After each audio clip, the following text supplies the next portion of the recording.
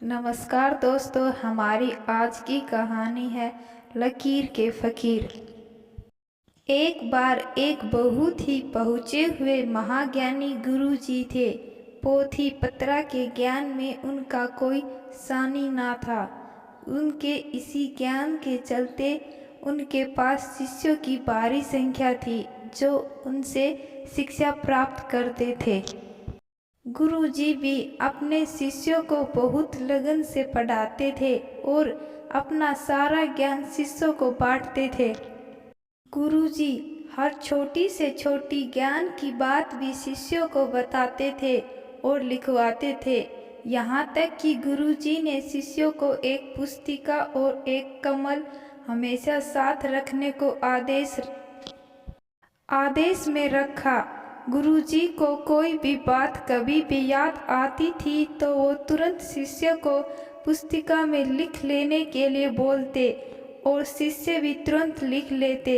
इसके अतिरिक्त गुरुजी यदि शिष्य को कहीं साथ ले जाते तो रास्ते में दिखने वाली हर नई चीज के बारे में पूरा ज्ञान देते और पुस्तिका में भी लिखवाते जाते थे।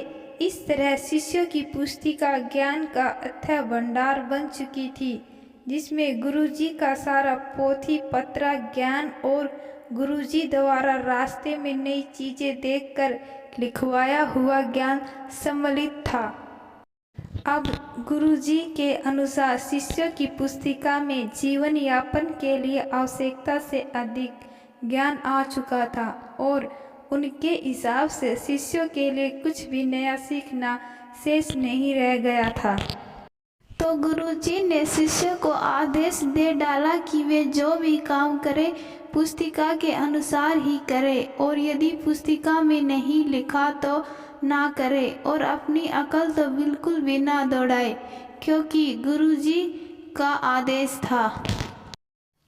हिसाब पुस्तिका में आवश्यकता से अधिक ज्ञान था तो गुरुजी ने पुस्तिका में कुछ भी ज्ञान की नई बात लिखने से शिष्यों को मना कर दिया। यहाँ तक कि गुरुजी खुद बोले तो भी नहीं। शिष्यों के लिए तो गुरुजी का आदेश जैसे भगवान का आदेश था। उन्होंने भी तुरंत प्रभाव से पुस्तिका में कुछ भी नया लिखना बंद कर दिया और अपने जीवन का हर कार्य वो पुस्तिका के अनुसार ही करते थे। शिष्यों की जिंदगी में कोई समस्या न रही। हर समस्या का समाधान पुस्तिका में उपलब्ध। कुछ दिन बाद गुरुजी अपने शिष्यों के साथ नदी पार कर रहे थे। अचानक उनका पैर पुल से फिसल गया और वे नदी में जा गिरे। गुरुजी को तैरना ठीक से नहीं आता था और पानी का बहाव कुछ तेज था तो गुरुजी भी संभल नहीं पाए और डूबने लगे। उन्होंने शिष्यों की ओर देखकर आवाज लगानी शुरू कर दी, बचाओ बचाओ। गुरुजी को डूबते देखकर और उनकी बचाओ बचाओ की आवाज सुनकर शिष्यों ने तुरंत पुस्तिका खोल ली और ढूंढने लगे कि यदि कोई डूब रहा हो और सहायता के लिए पुकार रहा हो तो क्या करना चाहिए। लेकिन पुस्तिका में तो ऐसी परिस्थिति के बारे में कुछ नहीं लिखा था। शिष्य चुपचाप खड़े रहे। गुरुजी ने पूछा कि क्या हुआ, तो शिष्य ने बताया कि पुस्तिका में ऐसी परिस्थिति के बारे में कुछ नहीं लिखा, इसलिए वे कुछ नहीं कर सकते। गुरुजी ने अपना सिर पीट लिया और चिल्लाकर बोले, मैं कह रहा हूँ जल्दी से अपनी पुस्तिका में लिख लो, डूबते को बचाना चाहिए और शीघ्रता से मुझे बचाओ। शिष्यों ने कहा, क्षमा करें गुरुजी, हम ऐसा नहीं कर सकते क्योंकि पुस्तिका में कुछ भी लिखने से आपने मना किया है। कुछ शिष्य गुरुजी को बचाने के लिए तत्पर हुए तो बाकी शिष्यों ने यह कहकर उन्हें रोक दिया कि पुस्तिका में लिखे कार्य के अतिरिक्त कुछ भी करने से गुरुजी नाराज हो जाएंगे।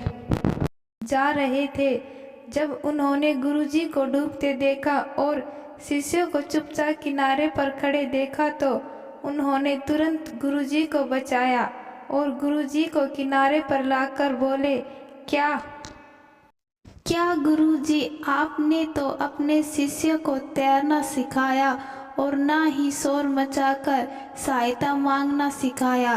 गुरुजी को काटो तो खून नहीं। उन्हें अपनी गलती समझ आ गई। उन्होंने शिष्य को व्यवहारिक ज्ञान तो दिया नहीं, बल्कि पुस्तिका का अनुसरण करने को कहकर लकीर का फकीर बना दिया। अपनी गलती का आभास होते ही गुरुजी ने सभी शिष्यों से उनकी पुस्तिका लेकर फाड़ दी और शिष्यों को व्यवहारिक जिंदगी जीने का आदेश दिया। तो दोस्तों, मैं आशा करती हूँ कि आपको यह कहानी पसंद आई है। धन्यवाद।